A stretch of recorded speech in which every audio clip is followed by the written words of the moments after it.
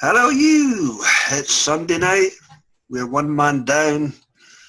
Nevertheless, we're back in town. It's Audio Who. And tonight, guys, we've gathered to take a little trip into season 9, story number 2 of Big Finish's companion chronicle range with the First Doctor, Ian, Barbara and Vicki, as Maureen O'Brian performs The Unwinding Worlds.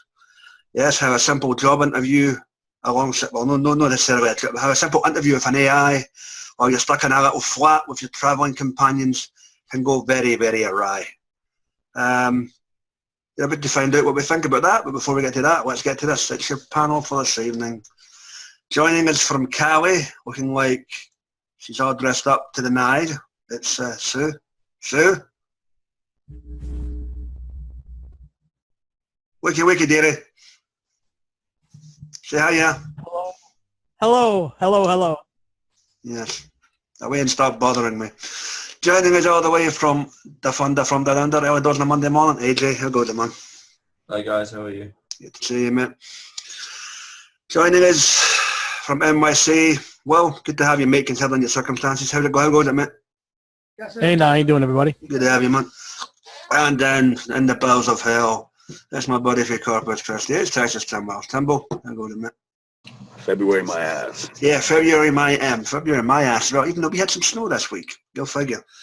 So yeah,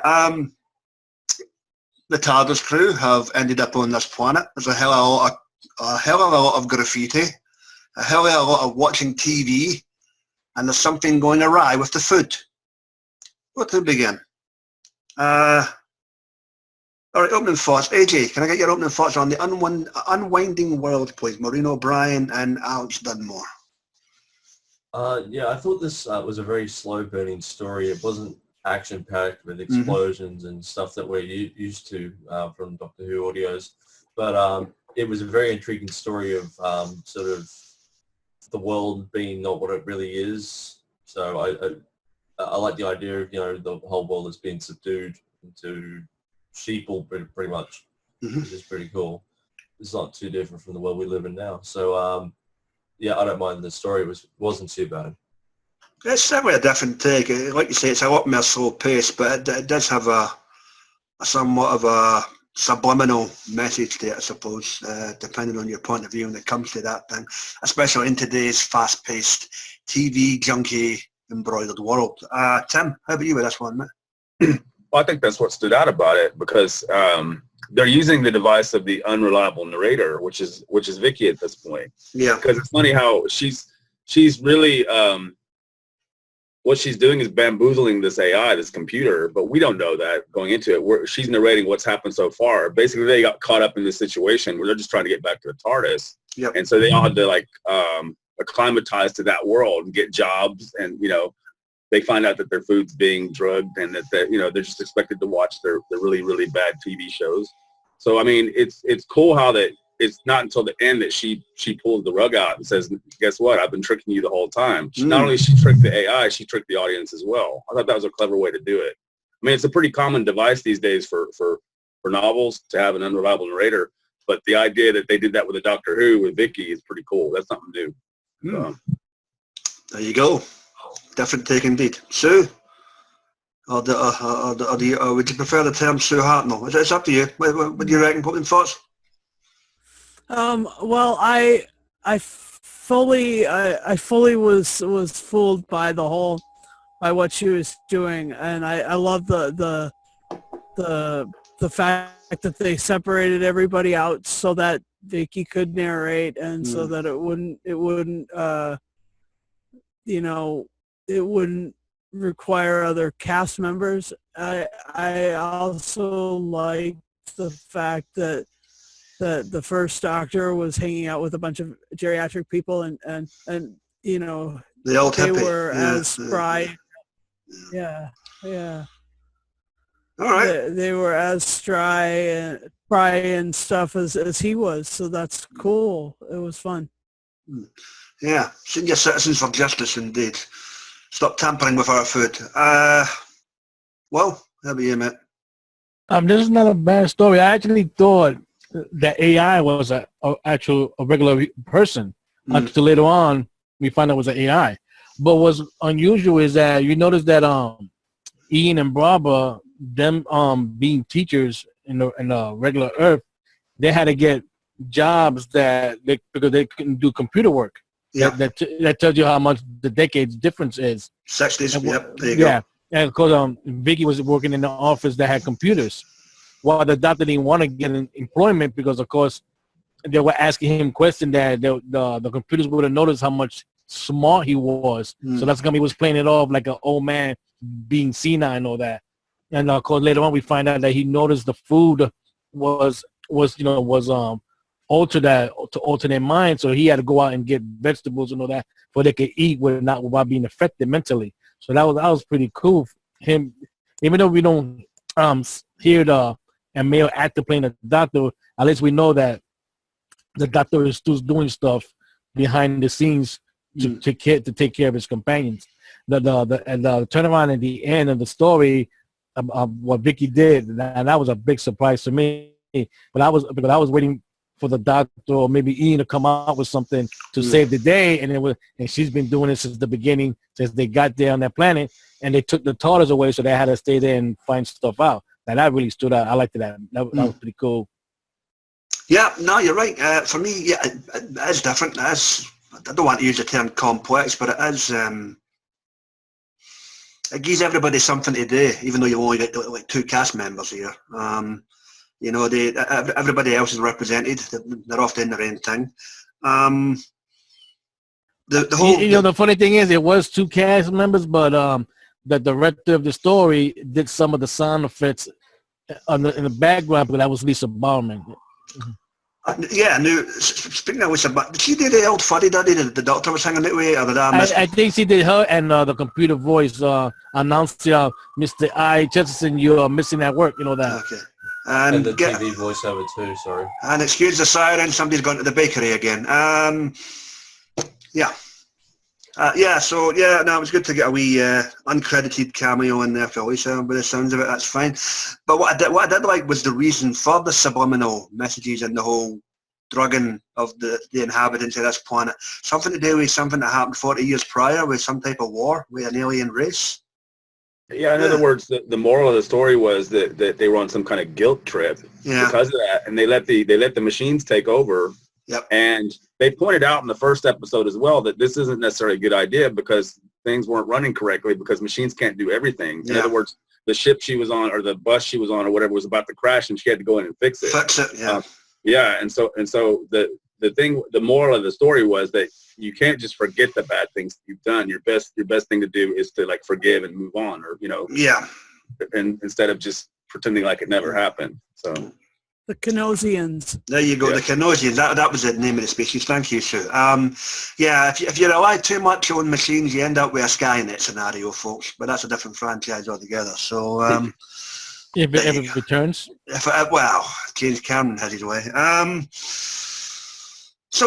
All in all, 55 minutes roughly. This thing's not bad at all. The format might be somewhat alien, excuse the pun, for some folks, because you're used to the whole bells and whistles and flashes and bangs, but that's the beauty of Doctor Who. You can tell all types of different kinds of stories, folks. So whether this is your bag, it's up to you. Unwinding Worlds. Right, guys. As I say, we only had 2 cast members, so anything stand out for you in this tale with regards to these 2 cast members, or anything at all? Whoa. Well, the computer was played by Alex Dunmore.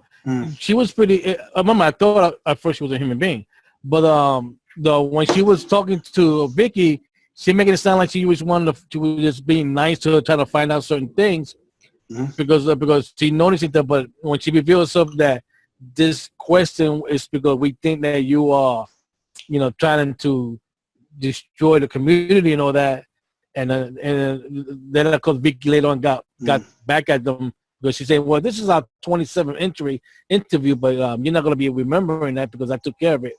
But that really stood out. Now, of course, I wish the only thing I'm not going to gripe about, but I wish we would have found out more about the aliens that was there like that. Because we know the computers took over and make the humans. You can't say humans. That race there forget The inhabitants. the inhabitants what happened 40 years ago, and was going to keep on doing it for like 300 more years. Well, it was implied that they wiped him out, wasn't it? Yeah, I think that's what it was implied that they were That's killed. why they felt so guilty. That's why, because they actually, did a genocide on a race of aliens or whatever. So, I mean, it's like, and even then too, the lady at the end, the one that was hanging out with the doctor, she's still saying, yeah, we'll get you Canusians or whatever. And it was like a parallel with a lot of stuff you have going on today. Yeah, that's when she realized after that, said, hey, how am I going to get back home? We'll get you Canadians. What do you call those? Senile delinquents?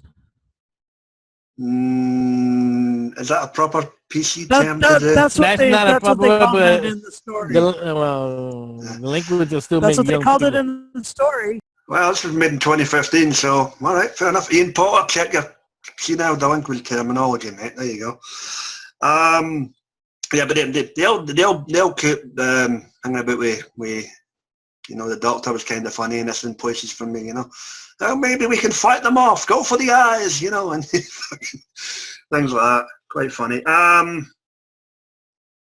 Tim, anything else stand out for you? I know it's hard because there's not much interaction. No. To your point about the lack of bangs and whistles, to be fair, they did quite well with the sound effects. It's just a much quieter story. Yeah. And it also opens out with a lot of, since you only have the one narrator and they have scenes that she's not in, they cleverly use the computer to tell you what's going on. In other words, the story starts, Barbara Wright's doing something, right? Because B. Wright is doing this so-and-so somewhere. Right, Chesterton, yeah. They did the same thing with Ian. One thing I thought that was funny was Vicky's subtle digs at Ian for whatever reason. She kept on saying he's basically useless. He has to go do the food prep or whatever because he doesn't know anything about, the future that they're computers. Yeah, so I mean, she seemed like she's kind of like making subtle digs at him, but at the end of the day, it's all good. I would just point out that Maureen O'Brian is amazing as a narrator because she's done a few of the Target books as well, and she's very good because she has her own adult voice, but she still managed to capture that young Vicki voice from 50 years ago, and it's amazing how good she does, considering not all older actors can pull that off anymore. That's but true. I mean, she does a really good job with these kind of stories. Excellent. Sue, anything for you? Well, I agree with Tim and Will, and I'd like to shout out to the senile delinquents. That was super fun. I thought the older people spray painting. It was like those grannies, those rebel grannies in Monty Python. The ones with that's what I saw them. I saw them as these rebel people spray painting the signs on the walls and stuff. Fun. I'm getting visions of Abby and Tabby for Paradise Towers gone senile now. Thanks a lot.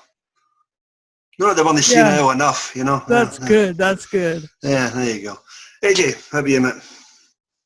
I just find it funny how they keep mentioning Pompeii, the past and all that. You son of a bitch, you just stole my point from my next bit. On you go. But they don't remember other things like, World War II and all those other things where they're remembering the war they had with the Canosians, but they don't remember further back how things were in the past and how eventually we came to get over it and all that sort of stuff. Yeah. You know what I mean? Like, history repeats itself regardless. Whether you learn from it or not, it's going to happen again. Yep. It's human nature, so you can't change human nature. That's true. Yeah, and to your point with regarding Pompeii, that's what stood out for me. I found it quite funny that Vicki kept throwing in subtle digs about that. Oh, the doctor doesn't know what Pompeii is, considering that, He did it 3 times. Well, but to be fair, that's later on. You've had Fires of Vulcan, the Fires of Pompeii, and whatever the other one was. But yeah, that was just obviously it worked chronologically, but for the audience that's in the know, it's just a wee Easter egg they probably threw in there. So yeah, really enjoyable this one. Right, guys, if we've not open mic portion of the cast, anything else you want to bring up before we get it rated? They're in the can.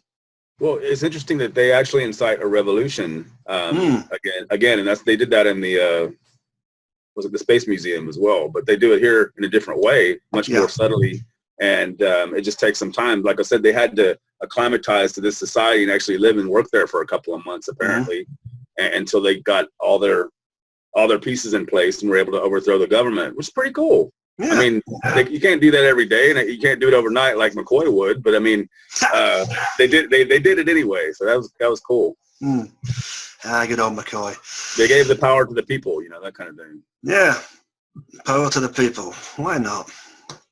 The only other thing. Anything else, guys? No. In a way, for me, this sort of reminded me of the early seasons of Sliders, where they sort of have revolutions whenever they came to a new world, and they, change the system and all. It sort of reminded me of Sliders a bit in that essence. All right. Cool, mate. And the only other thing that stood it for me was, from Vicki's point of view, this was obviously after the Romans. She mentioned, what was it, 64? Yeah, that she was in the room, yeah. Yeah, so, yeah, there you go. So, that, again, Big Finish are doing an ample job of sorting stories and in between stories. That's what they're there for. That's what they're paid for. And 9 times out of 10, they do a bang-up job. Cool beans. Good stuff. Right, guys. I guess it's that time again. To like this video and kick the like button in the balls. That sounds spectacular. Anyway, the Unwinding Worlds. Doctor Who Companion Chronicles Season 9, Story number 2. Maureen O'Brian and Alex Dunsmore. Or Dunsmore, rather. Timbo, what do you give out of 10, mate?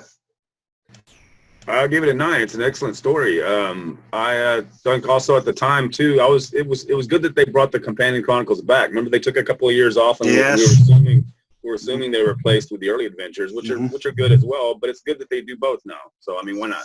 Yeah, good stuff. I concur. Sue, how about you? What's the number?